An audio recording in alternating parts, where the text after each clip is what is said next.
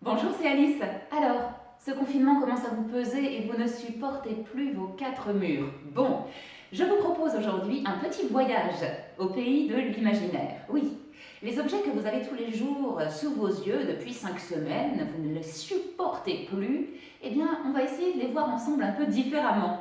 Je vous propose aujourd'hui des exercices qui mobilisent l'imaginaire de l'acteur.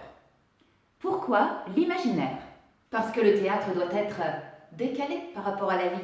On ne va pas au théâtre pour voir ce qui se passe dans notre vie réelle. On vient au théâtre pour voir un certain point de vue sur la vie. Un point de vue original, particulier, unique. Un point de vue qui peut être militant, surprenant, poétique. Et c'est justement cet aspect décalé qui peut nous permettre parfois en tant que spectateur de prendre conscience de certains aspects de notre propre vie. Oui, le domaine du rêve, du poétique, de l'imaginaire peuvent permettre cela. Il est très intéressant pour l'acteur de ne pas rester dans l'évident, dans l'attendu, dans le convenu, mais au contraire d'aller chercher des propositions plus surprenantes, plus personnelles et qui font sens pour lui. Premier exercice, l'objet activant. Pour cet exercice, vous allez choisir un objet de votre environnement quotidien.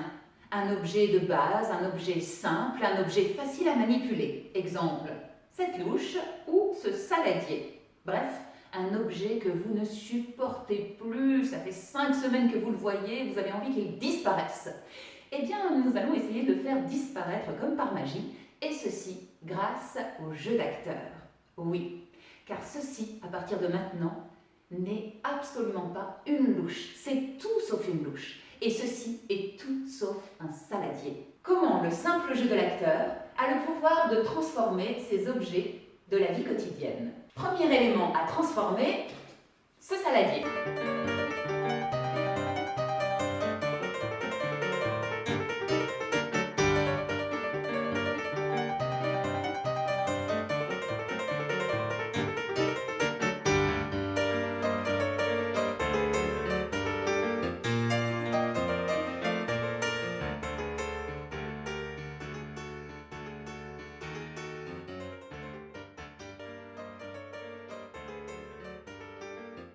Deuxième objet, comment transformer cette louche?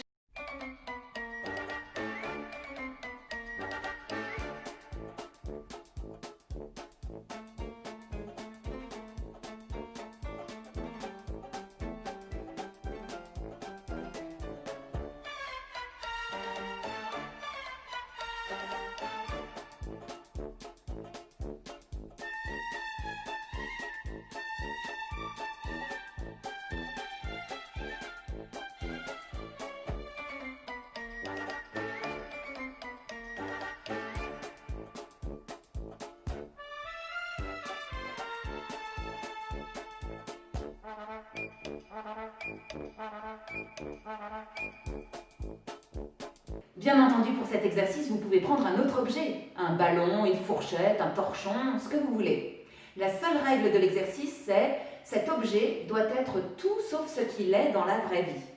C'est votre jeu d'acteur qui va avoir la puissance de le décaler. Et maintenant, à vous! Deuxième exercice, la conférence des objets. Pour cet exercice, vous allez prendre là aussi un objet de votre vie quotidienne. Et cet objet, vous allez en vanter tous les mérites devant un auditoire imaginaire ou un auditoire réel lorsque l'on n'est pas confiné et que l'on a la chance de travailler ensemble. Voyons voir ce que ça peut donner avec la louche. Mesdames, messieurs, je vous présente aujourd'hui un objet exceptionnel. Il s'agit du Deezer, un objet révolutionnaire, un objet qui va transformer nos vies. Oui, le Deezer, c'est celui qui dit l'avenir. Il suffit de glisser votre œil dans le monocle et d'appuyer sur l'un des onglets. Oui. Et lorsque vous appuyez sur l'onglet du premier mois, vous verrez dans le monocle défiler votre avenir dans un mois. Si vous appuyez sur l'onglet du 12e mois, alors vous verrez votre avenir dans 12 mois. Exceptionnel.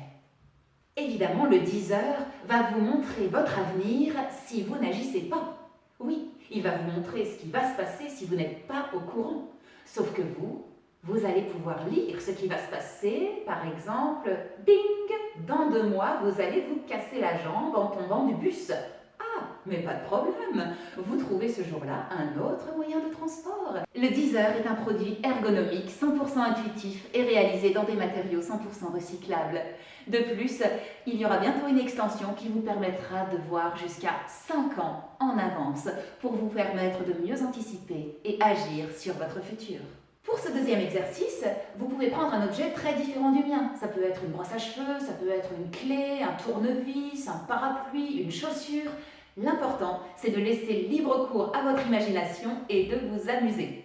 Et si vous êtes en train de travailler un personnage en ce moment, eh bien essayez de ramener cet objet aux problématiques que peut avoir votre personnage. Par exemple, si votre personnage est timide, eh bien expliquez-nous comment cet objet peut lui permettre de mieux s'exprimer face aux autres. À vous d'expliquer comment. Si votre personnage a peur de vieillir, eh bien cet objet c'est l'élixir de jouvence. À vous de nous expliquer pourquoi. Voilà, j'espère que ces exercices autour de l'imaginaire vous ont plu. Continuez à travailler votre imaginaire. L'imaginaire, c'est une belle échappatoire. C'est un bon moyen de s'évader et de continuer à s'exprimer dans cette période hors du commun. Après tout, Proust est resté 15 ans enfermé dans sa chambre et cela a donné naissance à la recherche du temps perdu. Alors essayons de faire de cette période une période créative. Même si, en ce qui concerne le théâtre, n'oublions pas que c'est un art du collectif, que c'est une aventure humaine, une aventure de groupe et que je n'ai qu'une envie, c'est de pousser ma porte pour vous rejoindre et pour continuer à travailler ensemble. Et maintenant, à vous de jouer.